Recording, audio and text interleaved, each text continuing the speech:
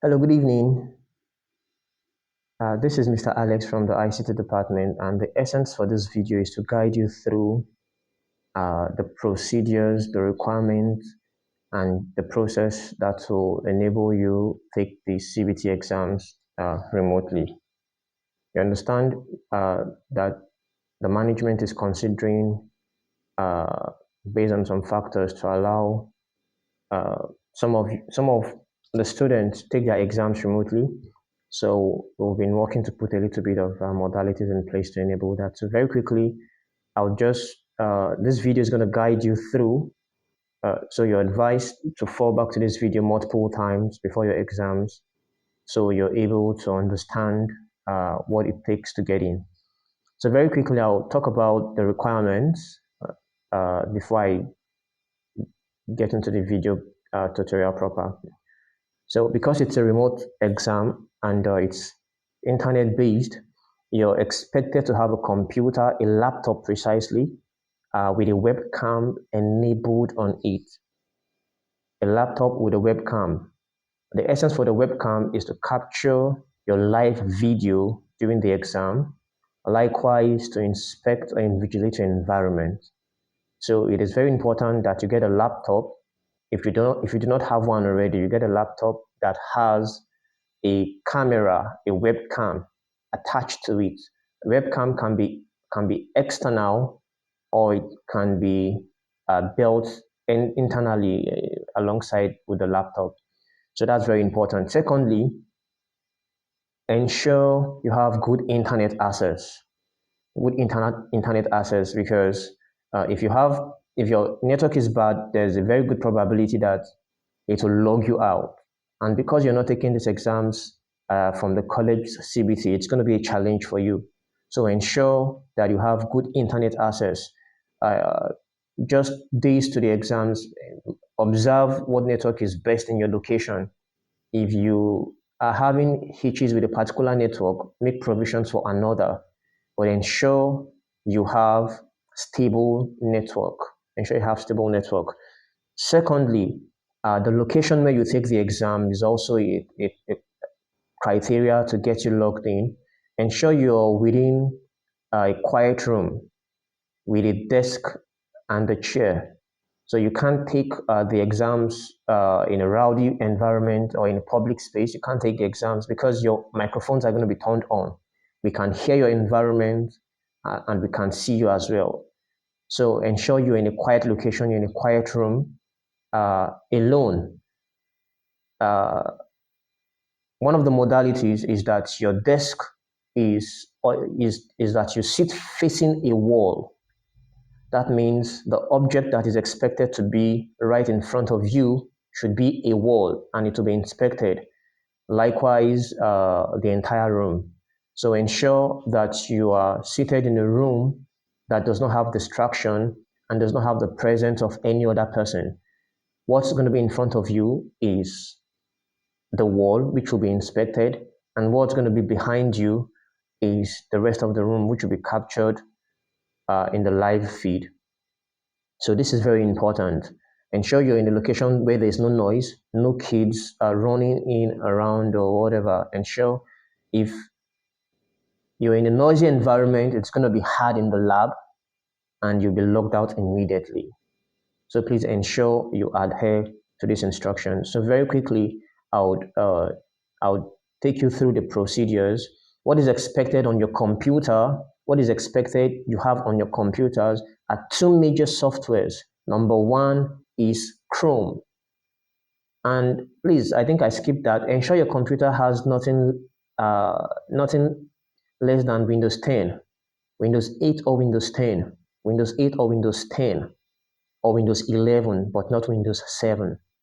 So the operating system that should be on your computer, or if you're using a MacBook, that's fine. You're using the Apple OS, that's okay. If you're using a regular computer with a Windows operating system, ensure it is above Windows 7. Let it be either 8, 10, or 11.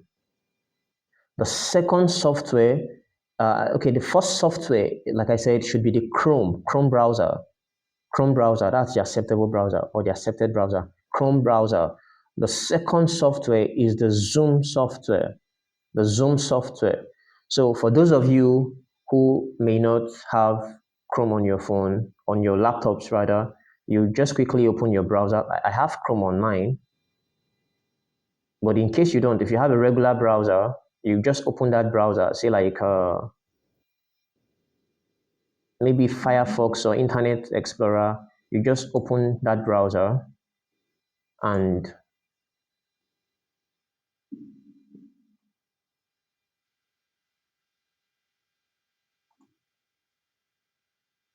open that browser, go to Google,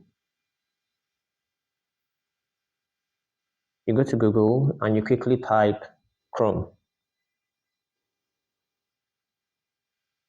browser, or you just type to give you options like Chrome browser download. Once you click on, it's going to take you the first option.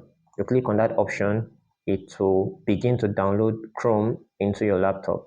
So the moment Chrome is downloaded into your laptop, you're expected to install it. Please, if you have hitches moving around or navigating around these modalities, find somebody who's going to do that for you before the exams. So the second, like I said, is the Zoom software. I know we all have Zoom already on our phones, but this time you're not taking these exams with phones. Mobile phones are not allowed. So what you're going to do is you just go to your browser. After installing your browser, you type Zoom login or Zoom join a meeting, precisely. Just go Zoom join meeting. Once you click on that, it's going to ask you to join a meeting. Once you click on join meeting, it will take you to an interface where you should put in the login, the meeting ID. Now, the moment you put in the login, the meeting ID, it's going to install Chrome. It's going to install Zoom on your laptop. It's going to install Zoom on your laptop. The moment Zoom is installed on your laptop, it becomes like a desktop app. It becomes a desktop app. So if I go to my search and I just type Zoom,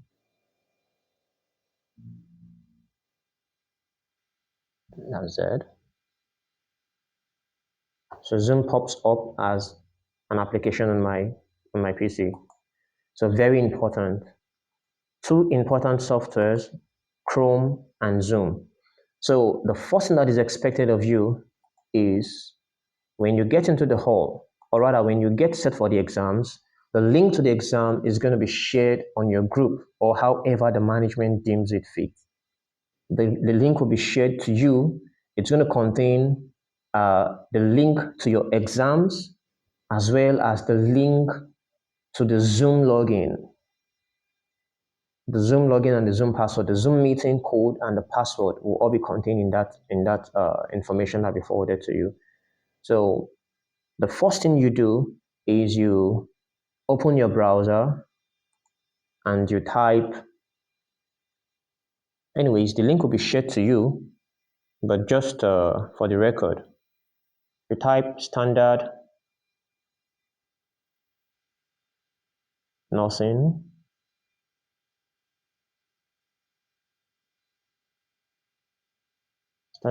sciences, the college website, mx.com,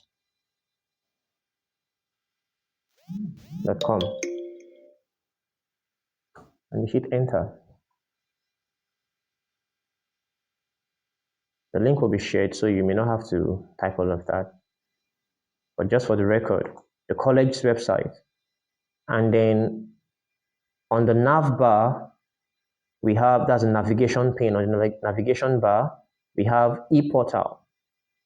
On that ePortal, you click on CBT exam. Once you click on CBT exam, it brings you to your CBT interface.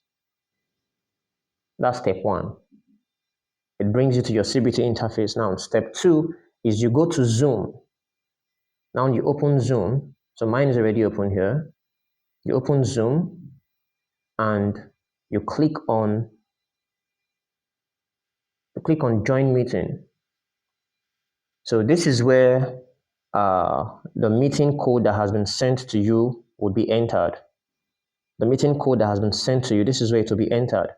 So in my case, I generated a meeting here for the purpose of this of this tutorial. Now, when you come on Zoom, before you join that meeting, what's expected of you to do is to rename your device properly.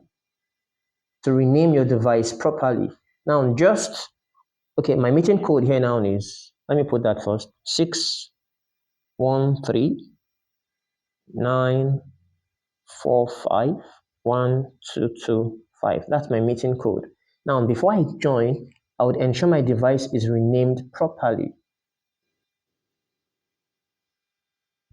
So this is the format that you would use to log in to rename your device. It's going to be your matric number and your name. So I'm going to use this dummy matric. I would say Pbn. Oh, I should be caps lock. Caps lock, please. Capital letters. Pbn/23/001, for example. So assuming this is my matric, space, my full name, Alexander Wilfred.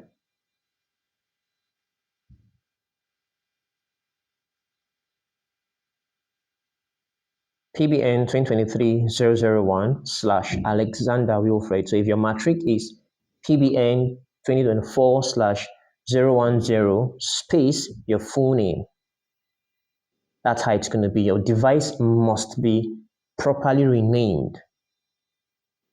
And then you click on join meeting.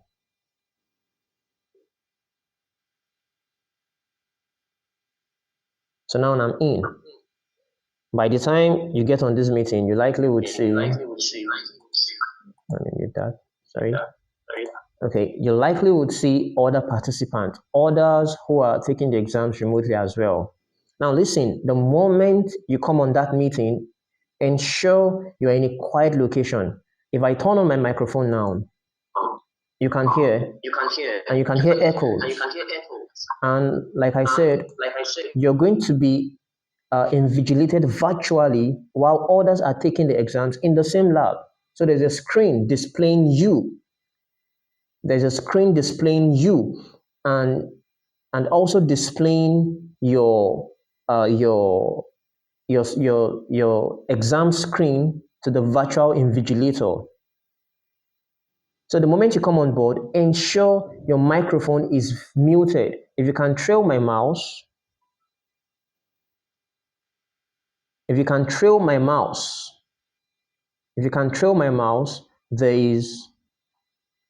is a microphone button here. If I unmute, it picks audio.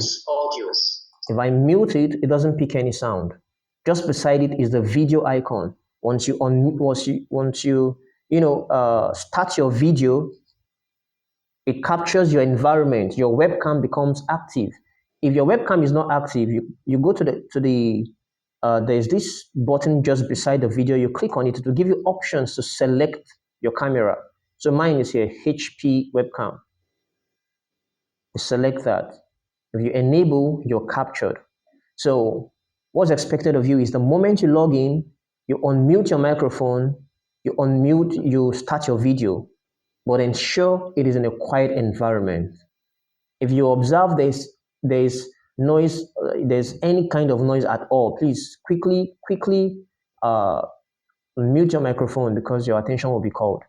And the virtual invigilator is equally going to speak to you guys. He's going to speak and you're going to hear him as well. So ensure your microphones are at first unmuted, your video is equally started. So now what's expected of you next, once you're on Zoom, is to share your screen. Now to share your screen, on your Zoom interface, there's a share button, or you just tap alternate and S, the alternate button and the key S. But there's a share button. Once you click on that share, it opens up a window and asks you to select the screen you want to share. So under application, you would see different screens. Whatever is open on your PC, but we encourage you or advise to just open your Zoom alone and your Chrome browser. And that Chrome browser, only one tab is allowed to be opened. That's the tab where you're taking your CBT. All of this is going to be monitored. And by the instruction of the management, whoever is defaulting, your attention may not be called. You will just be submitted automatically. So to avoid issues or hitches like that, ensure you adhere to the instructions. You select the window that is displaying your CBT. That's your Chrome page now. You select your Chrome. You select your Chrome where you already have your CBT login details on standby, and then you come to the layout option. On the layout option, you select the last option, which is you and your screen. You and your screen. That is your video capture, and then your Chrome screen. So what you just do is you could just reduce the size of you and increase the size of your Chrome screen. And then the next thing is to click on share. So once you click on share, your screen is now live to the invigilator. The invigilator can see everything. So this is my screen now. If I open another tab, you can see it's on display here. Anything I do, it's visual to who is invigilating. So you're not expected to open any other tab, otherwise you'll be penalized for it. So you stay within your exam page.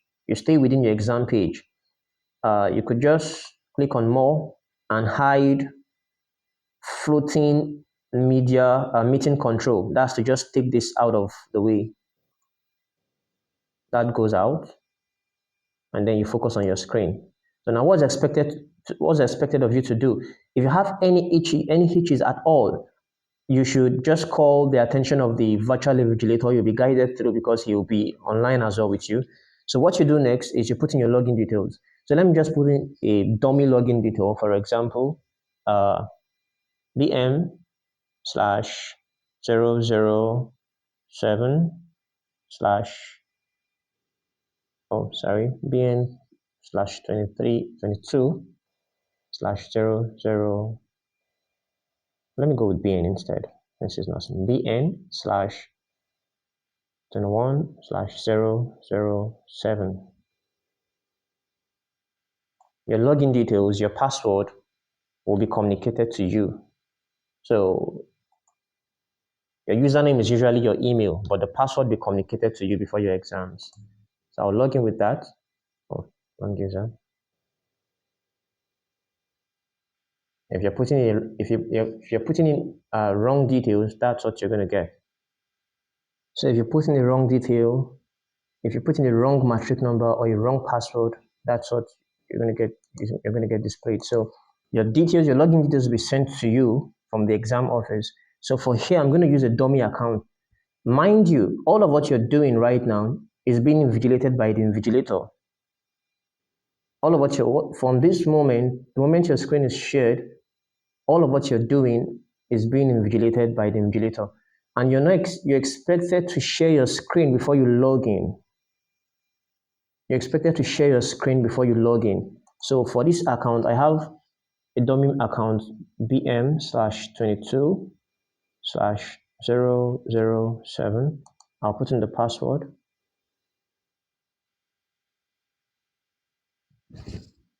Now log in.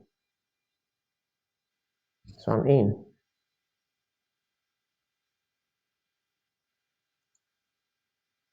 Just take this somewhere up there so it doesn't distract me. So I'm in right now. All of the necessary instructions will be there as well. What you're expected to do next on the instruction of the invigilator is take CBT exam amongst your menus. Take CBT exam. So once you click on take CBT exam, so this is a dummy exam. This is a dummy exam set up for this purpose. It gives you the exam title. So the course title will be there, the level will be there, and then at the instruction of the examiner or the invigilator, you click on start exam.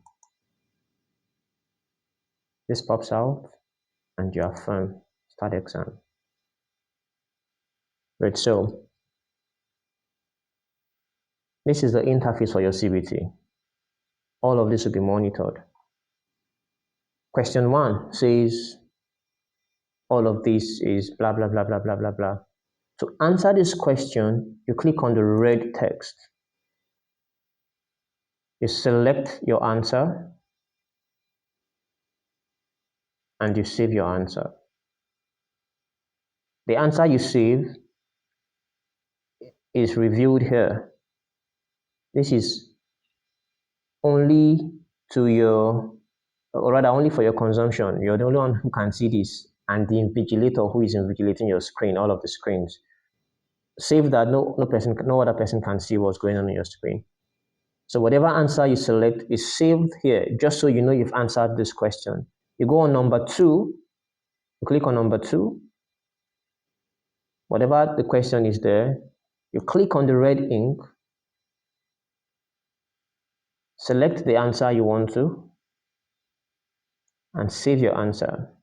It is saved here. I go back to number 1, that's my answer still saved there. Number 2, that's my answer. Number 3 is empty because there's no answer provided yet. So you read your question, you click on it. In this event, for example, where the question is probably longer than the bar provided there, you can just, slide all the way by dragging your mouse to the extreme end to review what's there. But the same question here is the same question here. So you could just read from here and select your answer there. That's what's expected of you. Or you use your left or right arrow key to move around it. You select your answer, you save. So I'm just going to stop at this number 3. Now, in the event where I want to change maybe the answer for number 1, what you do is you go to that option that has been saved, you click on it, and then you change the answer you want to. As I click on change answer, it changes there. You click on the option, you can see my mouse, you click on the option here, select the new answer, and then you change answer. Number 2, there's already an answer answered. Number 3, there's already an answer answered. Number 4, select, save answer. So this is how you go through until all of your questions are answered.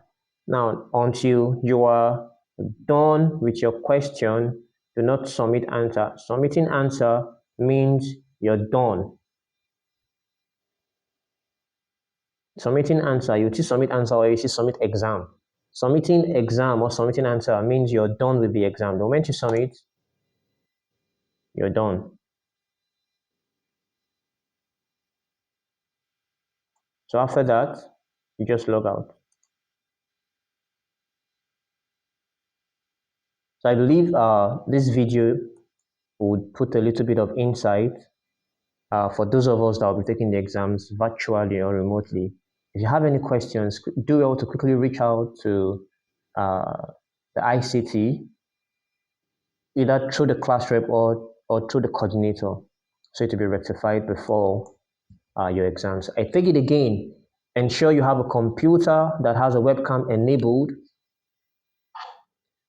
I would have shown you the invigilator's view, but that's unnecessary. That's for its consumption. On the invigilator's view, both your picture, which will be captured by your webcam, and your shared screen will be revealed to him. So every movement you do that is illegal will be seen by him. If your camera is not turned on, you are not eligible for that exam. If your camera is not turned on, you'll be logged out from that exam.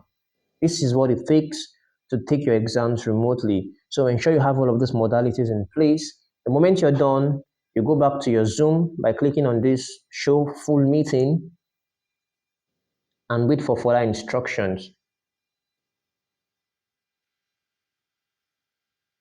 So that will be that. Now note that the moment you log in for your exams, the allocated time begins to count. I'm sure you saw it there. You could just go back minutes into the video while I was at the CBT page, beneath your matric number, you would see your timer counting. So we'll try to bring that out more pronounced before your exams. But until that time, ensure you visit the video a couple of times. If you have questions, go through the video. If you can't find it there, then you could reach us. So instructions in written text will equally be forwarded to the class.